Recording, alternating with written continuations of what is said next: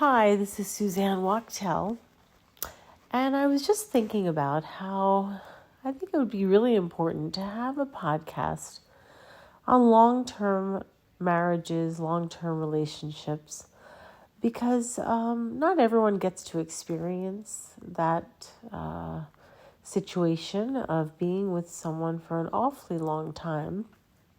And I think that the general public just has an idea of what it's like, that it's this amazing situation, and that you're living life 10, 20, 30, 40, 50 years, and it's all just peaches and roses.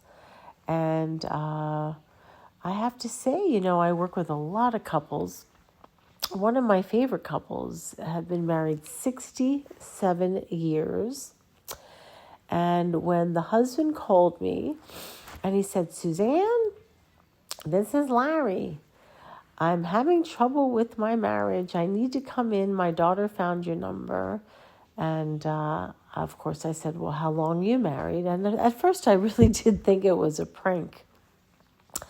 And he said 67 years. I said, oh, okay, so you're married 67 years and you're calling me now.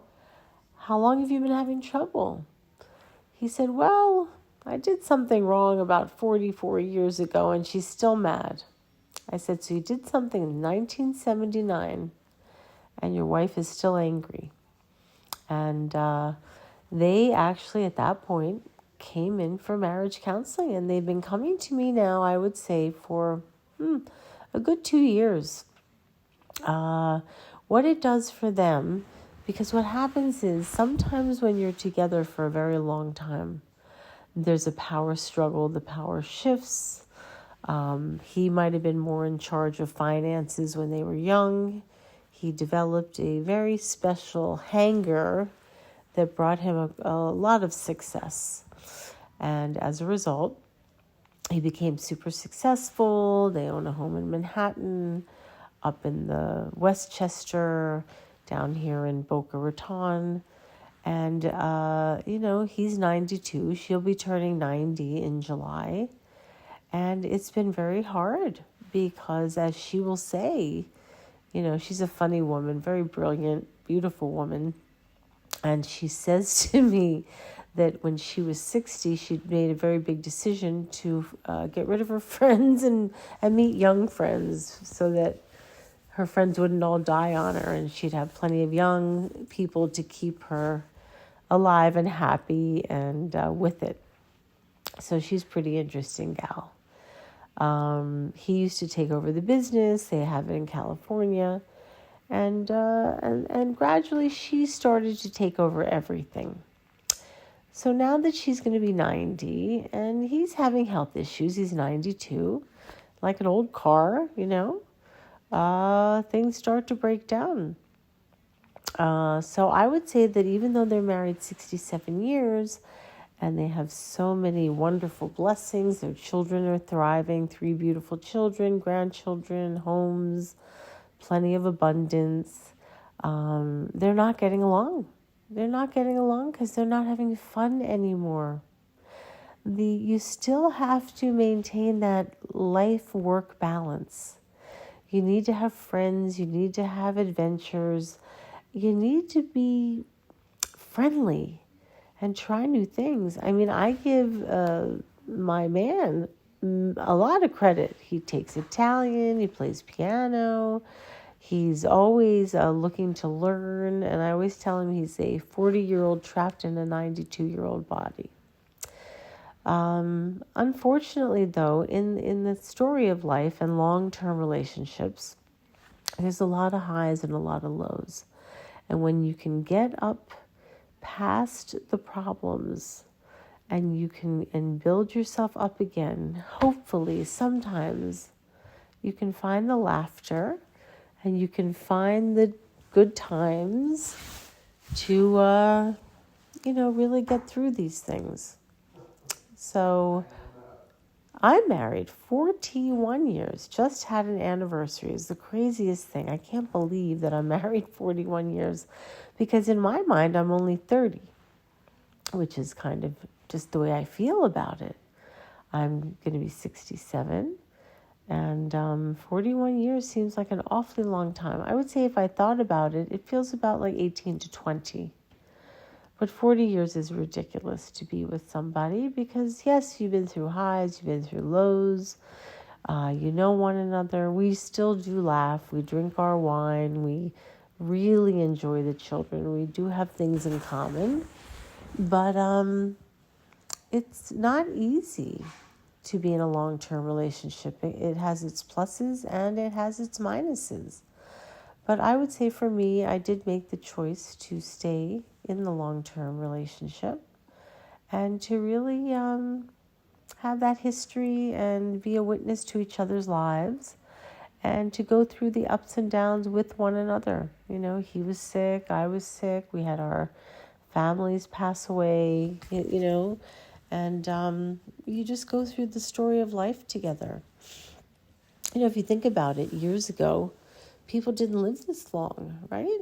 Women lived a little longer, and men typically did not survive past 50, 60 between heart attacks and prostate issues. But now with technology again and medical treatment, men are living much longer. So if I had to say what a long-term marriage is, oh, look who's here, Mark. Mark, how do you feel about being in a long-term marriage? How do you feel being in a long-term relationship for 40 years? How do I feel? I feel wonderful. Well, what are the highs, the lows? Like, do you feel like sometimes it's just amazing and other times it can be a burden? Well, everything has highs and lows. Okay. Well, what's your favorite part about being with somebody so long? But the what? What is your favorite part? See, you get a little deaf as you get older, too. What is your favorite part about being with me for 41 years? I get to look at you. And? Touch you. And? Hang out with you. Okay. Go out to dinner with you. Mm-hmm. And I don't prefer anybody else. Okay, well, that's very sweet. Okay, and in my case, he happens to be very good with the children and the pets and stuff, so I love watching him do all that stuff. And we cook together, and we have friends together, so it's nice. I would say all in all, if you can stick it out, not easy. I will say that. It's really not easy, but if you can stick it out, it does have some benefits. On that note, I have one funny story to tell you about how we chose our date to get married. So I was 25, he was 28. My crazy mother was coming to town from London, and Mark, my husband, and his family had not met her, and I was so nervous. In fact, my ex-husband said, "Don't be a schmuck. Marry him first and then let them meet your mother." Oh, she was a piece of work. But nevertheless, she came in and I spoke to my grandma, who I was extremely close to. And I said, "Grandma, Mom's coming to town and we need to pick a date to get married." We were engaged at the time. "What do you think?" I said, "Oh, I have a great idea. Why don't you get married on December 27th?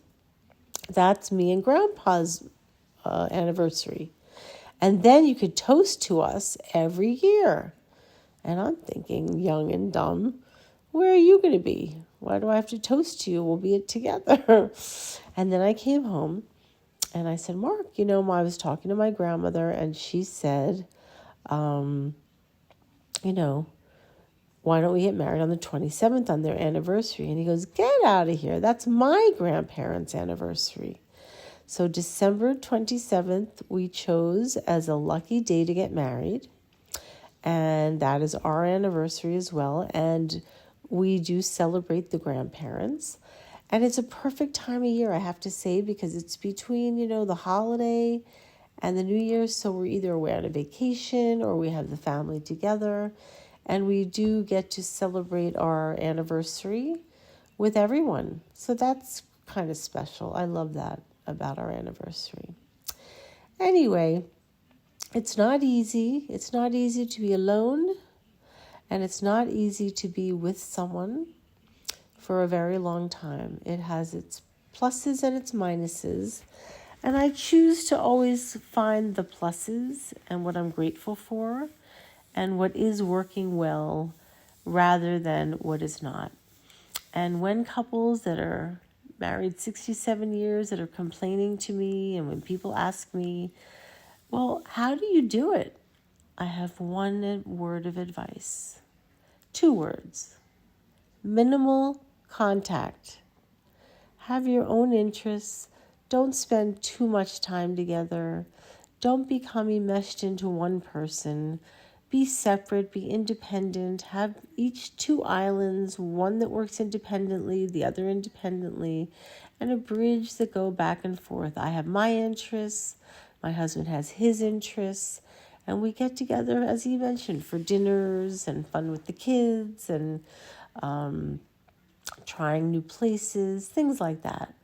But the key is to really not become one big mushed up land mass, because if something does happen to one of you, you want to have your tribe in place. You want to have your identity as yourself to continue. Anyway, I do believe in marriage. I don't believe in cheating. I don't believe in betrayal. I believe in honesty, friendship, and trust. And I like to laugh and have a glass of wine and have a good time. So anyway, that's my big spiel on long-term marriage. And if you have any questions or anything you'd like to know about your relationship, please feel free to reach out to me. You can email me, go to my website, SuzanneWachtel.com, and I'll be happy to help you if I can. Now you take care. Bye-bye. Hasta la vista, baby.